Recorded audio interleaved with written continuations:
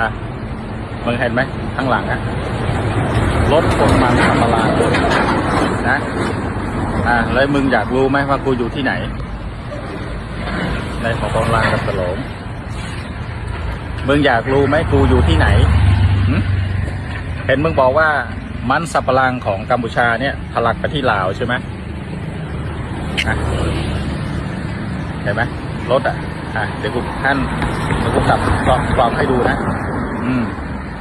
แล้วกูจะบอกว่าที่นี่ที่ไหนโอเคเดี๋ยวมึงดูสถานที่เอานะ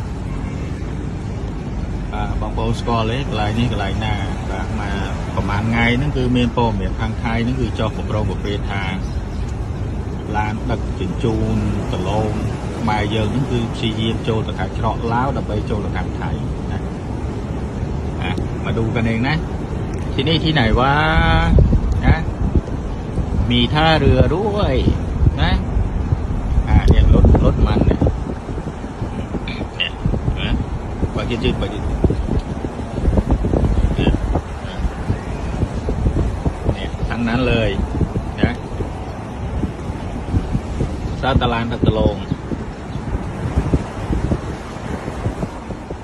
เนี่ยมึงเห็นไหมเนี่ยเยอะแยะเลยนู่นเนี่ยเยอะแยะเลยรถคนมันนะเนี่ยทั้งแถวเลยถ้าเตรียมที่จะไปที่ไหนมึงรู้หรือเปล่านะพูดยาวเลยไปถึงหน้านู้นเลยบางคนก็ได้มาทอดลานตบลง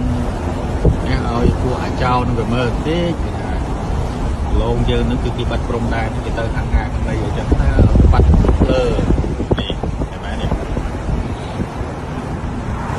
เยอะไหมเนี่ยทางนั้นเลย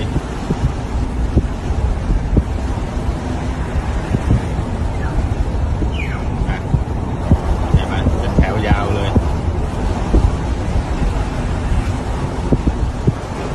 การเตรียมที่จะไปไหน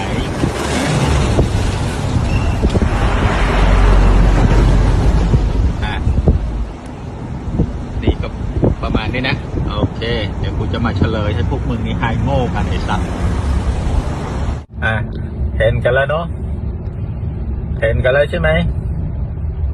เนี่ยตรงนี้ก็เป็นทะเลนะมันที่มึงบอกว่าพยายามที่จะเข้าไปฝั่งลาวแล้วก็ข้ามไปบ้านมึงมึงละเมอกันเองนะไอ้สัตว์มึงอะไรดักหนามึงหาแต่ประเด็นทุกวันเลยมันก็คือคนมาที่ซีฮานุวิลเพื่อที่จะลงเรือ